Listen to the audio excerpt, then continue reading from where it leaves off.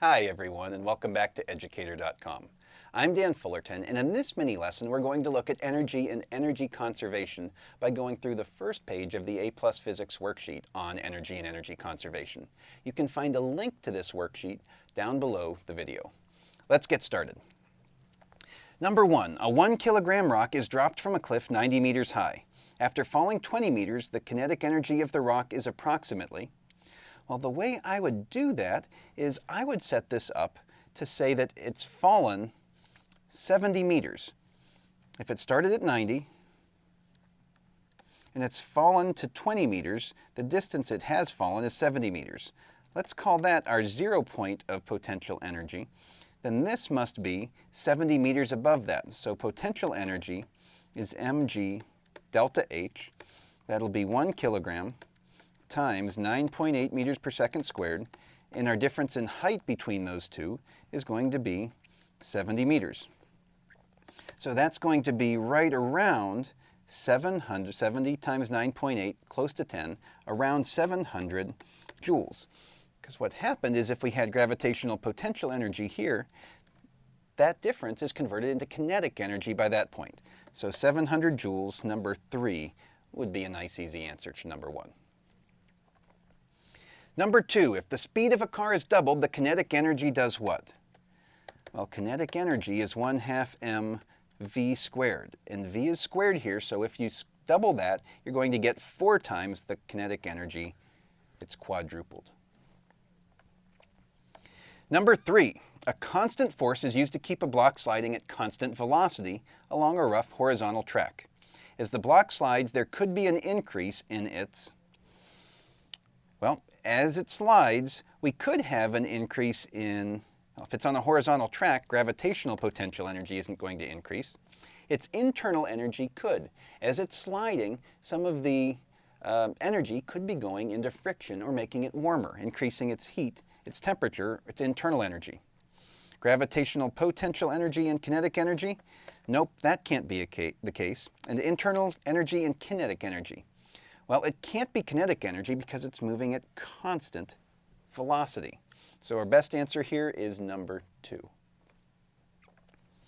Number 4, as an object falls freely, the kinetic energy of the object, well, it's going faster and faster, so the kinetic energy must be increasing. Number 5, an object weighing 15 newtons is lifted from the ground to a height of 0.22 meters. The increase in the object's gravitational potential energy is approximately, well, that's going to be either the work done in lifting it, or we could calculate potential energy directly.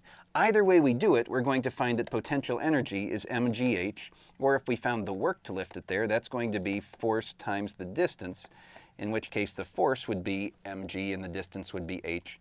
Going to give us the same thing. The weight, mg, 15 newtons, times the height to which it was lifted, 0.22 meters, is going to give us 15 times 0.22, or about 3.3 joules. And number 6, a ½ kilogram ball is thrown vertically upward with an initial kinetic energy of 25 joules. Approximately how high will the ball rise? Well, there are a few ways you could do this too. You could calculate its initial velocity knowing its kinetic energy and mass and use kinematics to figure out where it's going to stop at its highest point. Or probably more easily, if it starts with the kinetic energy of 25 joules down here, that's all kinetic, at its highest point up here, it's going to be all potential energy equal to 25 joules with no kinetic energy. So if its potential energy up here is 25 joules, that's equal to mgh, or 0.5 kilograms times 9.8 meters per second times its height. So the height is going to be 25 joules over 0.5 kilograms divided by 9.8 meters per second squared. Or that's going to be 25 divided by 5. It's going to be right around 5, or 5.1 meters. Number 7. A 45 kilogram boy is riding a 15 kilogram bike with a speed of 8 meters per second. What is the combined kinetic energy of the boy and the bike?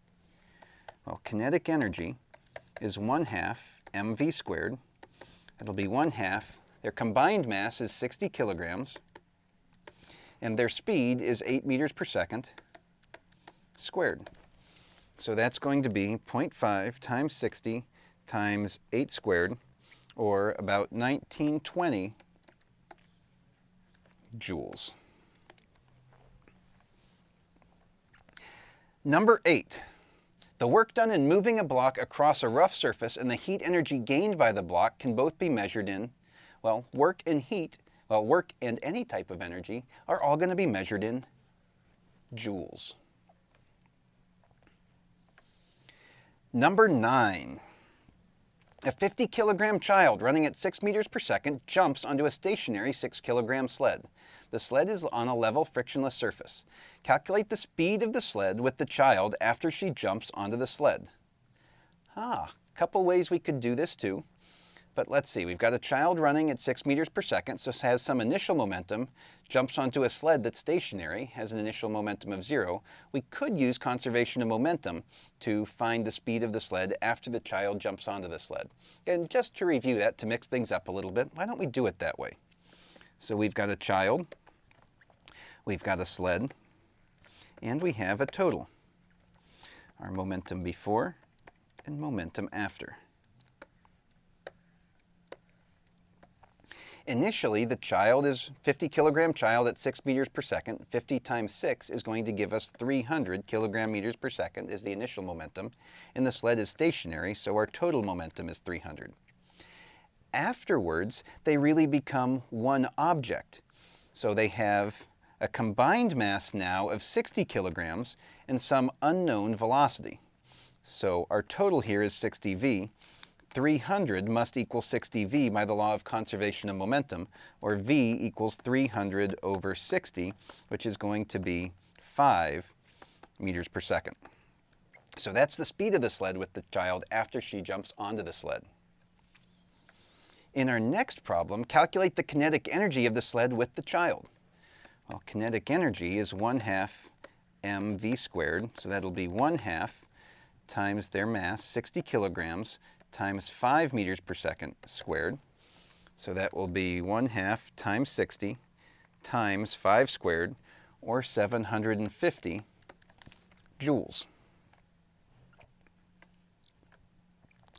After a short time, the moving sled with the child aboard reaches a rough level surface that exerts a constant frictional force of 54 newtons on the sled. How much work must be done by friction to bring the sled with the child to a stop?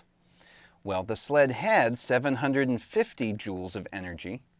In order to be brought to a stop, you must be down to 0 joules of kinetic energy. So how much work must be done by friction? Friction must do 750 joules of work in order to bring the sled to a stop. Now notice when it does that, the friction is going to be operating in the opposite direction. So when you're talking about work by friction, you'll have to think about whether we're talking about positive, negative, but really friction is going to have to do 750 joules in order to take that 750 joules away that it had in kinetic energy. All right, that concludes page 1 of the Energy and Energy Conservation worksheet. If everything went great, terrific, you're probably ready for AP level questions, and if it didn't, now's a great time to go back and review energy and conservation of energy. Thanks so much for your time, and make it a great day.